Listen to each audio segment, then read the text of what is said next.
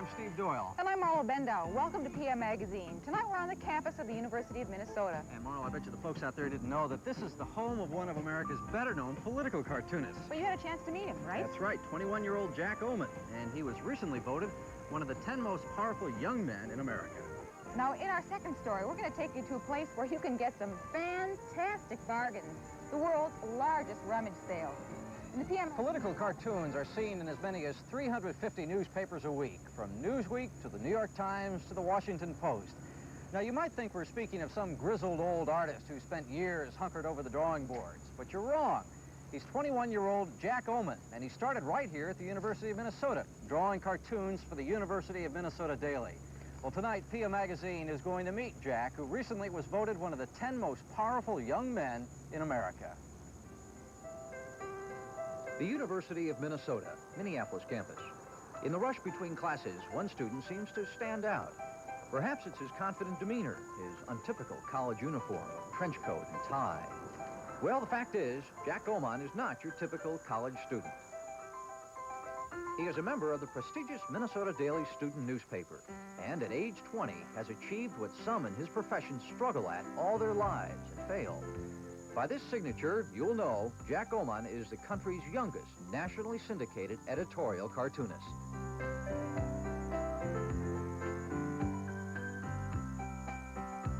In any profession, you want to be successful.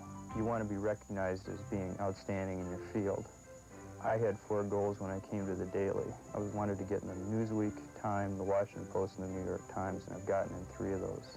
That's a pretty impressive record for this St. Paul native, who began sketching wrecked cars when he was just 3, and later cartoons in his high school paper. I'd never taken an art course in my life. I was never seriously interested in art. It was just more of a hobby. Turns out I made it my career.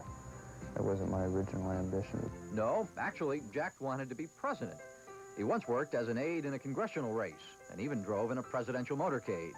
The political insight was invaluable to his budding career. Cartoonists have to be natural skeptics, but you understand their position a lot better having worked on that side.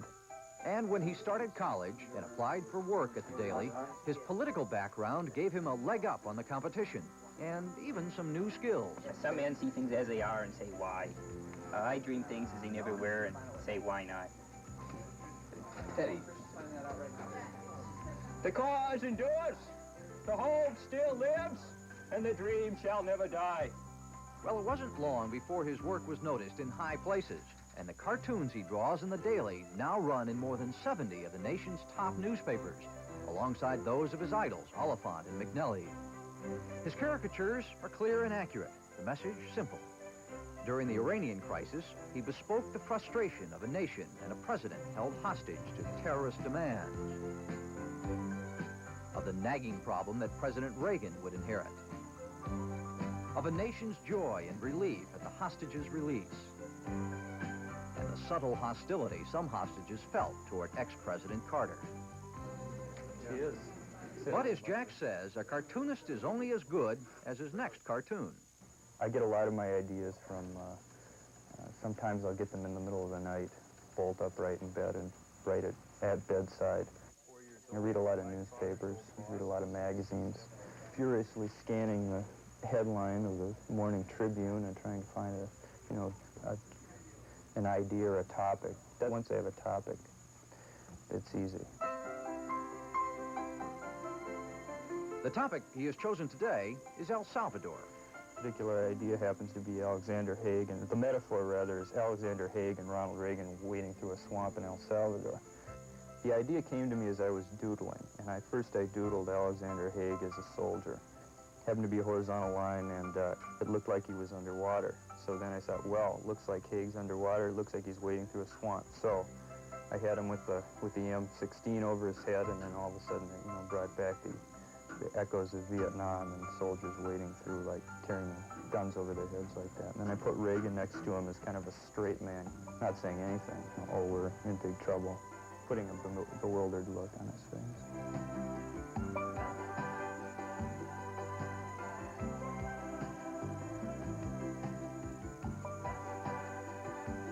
As in most cases, this cartoon has a personal message.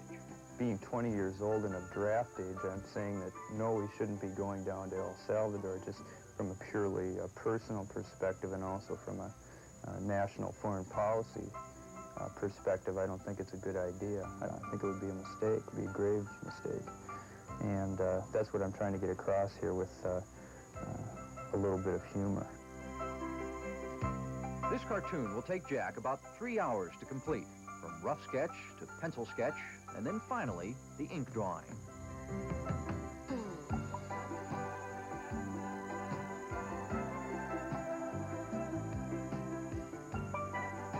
This one is a bit more difficult because of the complicated jungle background and the high number of words in Haig's message. And therein lies his challenge, keeping it simple. You've got a reader that probably doesn't have a great deal of background on what you're discussing. He just happens to be flipping through the editorial page and he sees the cartoon, and you're vying for his time amongst thousands of other pieces of information that he gets every day. And you have to make your statement fast, or he's going to go over to the funnies or, want ads or something. That's basically what I'm trying to do, is make a point in a short period of time. And only when the drawing is just so, every line correct, the message clear and concise, does the Ohman signature go on it. There's been no editorial censoring. He works with the staff's absolute trust, so that the cartoon that appears in the next morning's daily and eventually in newspapers all over the nation is purely Jack Ohman.